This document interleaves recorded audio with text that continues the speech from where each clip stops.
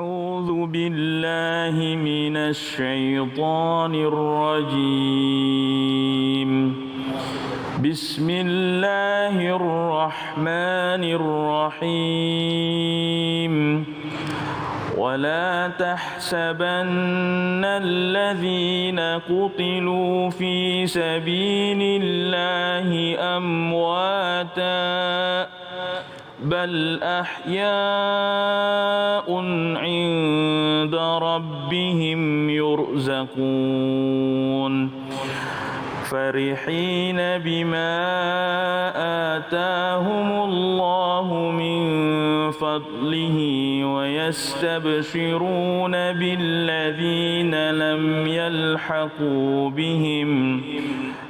يلحقوا بهم من خلفهم ألا خوف عليهم ولا هم يحزنون يستبشرون بنعمة من الله وفضل وأن الله لا يضيع أجر المؤمنين صدق الله العظيم.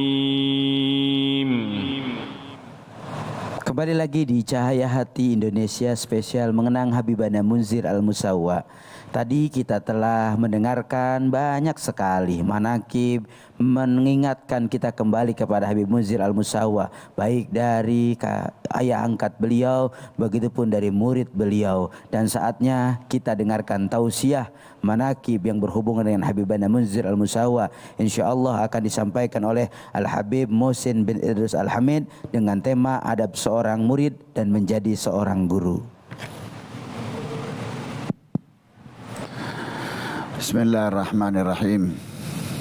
Salawatullah wa malaikatih wa anbiya'i wa rasulih wa jami' khalqih ala Sayyidina Muhammad wa ala ali Sayyidina Muhammad.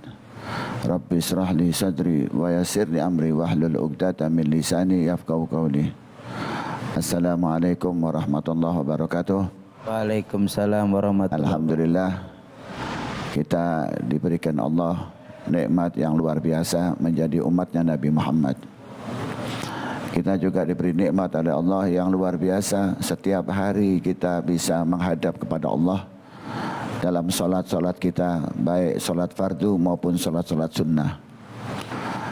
Alhamdulillah, kita juga diberi oleh Allah nikmat yang luar biasa, yang setiap saat kita diawasi oleh Allah, dijaga oleh Allah, dilindungi oleh Allah dari segala macam musibah. Dan selalu kita berada dalam keadaan terjaga karena nikmat kita sebagai umatnya Nabi Muhammad SAW.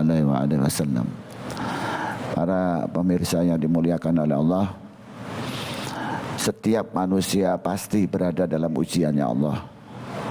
Tidak ada seorang pun yang luput daripada ujian daripada Rabbul Alamin. Untuk itu manusia diuji untuk mendekat kepada Allah, untuk mengenal Allah, untuk memahami rahasia-rahasia ciptaannya Allah. Dan kita dalam keseharian kita melihat kepada diri kita masing-masing, melihat apa yang terjadi di sekitar kita. Semuanya itu adalah tanda-tanda bagaimana Allah mengenalkan dirinya, ayat-ayat Allah. Saya menyaksikan banyak daripada orang-orang yang soleh yang berdakwah. Beberapa yang saya perhatikan bagaimana mereka itu memperbaiki dirinya dulu.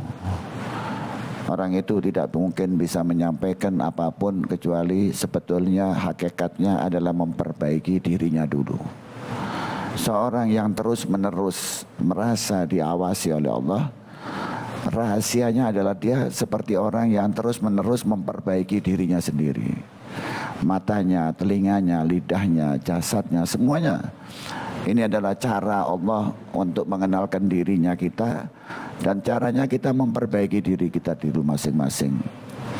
Rahasia dakwah yang saya perhatikan dari seorang guru, Al-Habib Umar bin Muhammad bin Salim bin Hafid, yang belajar daripada guru-gurunya, dari ayahnya, daripada leluhurnya, daripada gurunya. Semuanya mereka itu adalah guru-guru yang merawat batin.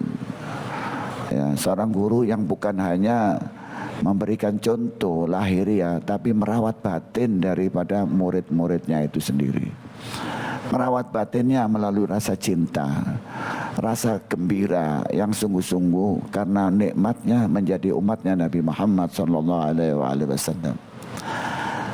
Apapun yang saya perhatikan, semua dakwah-dakwah yang leluhur, dakwah-dakwah kelembutan, tujuannya hanya satu, menyampaikan ilmu wahyu yang diturunkan oleh Allah, khususnya dari Al-Quran dan dari hadis-hadis sunnahnya Rasulullah yang telah dipraktekkan oleh para guru-gurunya. Jadi orang yang berilmu itu bisa disaksikan dari tapak tilas bagaimana dalam kehidupan sehari-harinya.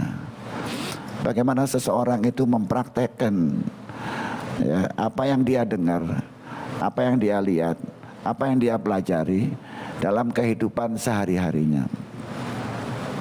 Orang juga bisa belajar apapun dari siapapun. Tetapi seorang guru itu bukan hanya mengajar, tapi merawat, menjaga, menyaksikan, kemudian menanyakan bagaimana seorang itu yang diberikan pelajaran ilmu itu mempraktekkan dalam kesehariannya, kemudian bagaimana akhlaknya, budi pekertinya, lakunya. Seorang itu akan diukur dari situ. Bagaimana dia menyampaikan ilmu itu bukan hanya dari segi keilmuannya saja, tapi prakteknya setelah dia menyampaikan dalam dakwah itu. Rahasia dakwah seseorang itu sesungguhnya adalah bagaimana dakwah itu memperbaiki kualitas seseorang itu. Bukan jumlahnya, bukan jumlah pengikutnya, tapi bagaimana dia mulai memperbaiki dirinya sendiri. Adapun jumlah masyarakat pengikutnya itu adalah ujian dari Allah. Apakah seorang itu bangga dengan para pengikutnya yang jumlahnya ratusan ribu, atau seseorang itu malah khawatir ya bahwa jumlah itu akan menyebabkan seorang lupa kepada Rabbul Alamin, lupa kepada Rasulullah SAW, lupa kepada dirinya, bahwa rahasia semua itu kembalinya kepada ada atau tidak perbaikan kepada dirinya sendiri untuk lebih mengenal kepada Allah. Orang itu akan diukur bagaimana dia berhadapan dengan Allah, yang tahu masing-masing. Nah, saya menyaksikan daripada orang-orang soleh itu, saya perhatikan bagaimana kehidupan sehari-harinya, bagaimana mereka meremehkan dunia. Habib Mundir itu saya saksikan, beliau meremehkan dunia itu, tidak punya keinginan untuk memilikinya sama sekali, dan seolah-olah sudah siap untuk meninggalkan semua itu, melepaskan semuanya itu. Dunia ini hanya sarana untuk mendekat kepada Allah. Dan itu dia belajar dari gurunya. Bagaimana menyaksikan gurunya itu meremehkan dunia, menyepelekan dunia, dan tidak punya cita-cita apapun kepada dunia. Bukan berarti kita lalu menjadi orang-orang yang hina, yang melarat, bukan. Tapi orang-orang yang tidak menempatkan dunia dalam batinnya. Dunia ada di tangan genggaman-genggamannya. Dia akan menciptakan orang-orang yang benar-benar lillahi ta'ala, yang ikhlas karena Allah. Hartanya untuk Allah, kehidupannya untuk Allah, umurnya untuk Allah. Dan itu ciri dari seorang guru yang akan meletakkan keilmuannya sebagai cahaya nur dalam kalbu seseorang. Dan itu yang saya saksikan, ilmu yang bersambung dari seorang guru kepada guru-gurunya, dan itu semua karena keikhlasan lillahi ta'ala, karena Rabbul Alamin. Dia dicaci pun tidak merasa dicaci, dipuja pun tidak merasa dipuja, tapi yang dia khawatir kalau dia bersalah kepada Rabbul Alamin. Dia khawatir kalau orang-orang itu memujanya karena sampai dia lupa bahwa dia ini adalah makhluk yang sama semuanya di hadapan Allah. Orang-orang yang nantinya akan dibangkitkan sama mempertanggungjawabkan apapun yang dia miliki di hadapan Allah. Nah, ini ciri dakwah seorang guru yang benar-benar ikhlas karena Allah. Dan saya menyaksikan nama majelis Rasulullah ini hanya untuk menggembirakan Nabi Muhammad SAW. Amin. Apapun yang dia pikirkan, bagaimana ilmu ini akan nyampe, dakwanya Nabi Muhammad nyampe di seluruh penjuru dunia. Amin, amin, amin. Hanya untuk mengenalkan kelembutan Rasulullah, akhlak nabawi. Dan itu akan menjadi cahaya dalam kehidupan seseorang. Alhamdulillah. Mudah-mudahan ini ada manfaatnya. Kita bisa meneladani seorang yang soleh, seorang yang ikhlas, orang-orang yang tidak mengikut dan tidak ingin memiliki dunia dalam batinnya, tapi hanya dalam genggaman tangannya. Amin. Wabillahi taufiq wal hidayah. Assalamualaikum warahmatullahi wabarakatuh. Waalaikumsalam warahmatullahi wabarakatuh. Jazakallah Al-Habib Muhsin bin Idrus Al-Hamid, yang Masya Allah beliau banyak memberikan pelajaran buat kita semua. Bagaimana kata Rasulullah SAW, aksaruna yadkhulul jannah bi husnil khalqi. Nanti banyak umat Nabi Muhammad mereka akan masuk surga. Siapa mereka? Orang-orang yang ketika hidupnya dengan akhlak yang penuh dengan kemuliaan. Mudah-mudahan kita termasuk dijadikan umat-umat Rasulullah. Sesaat lagi kita akan lanjut pada segmen berikutnya. Jangan kemana-mana, tetap di Cahaya Hati spesial mengenang Habib Adam Munzir Al-Musawwa.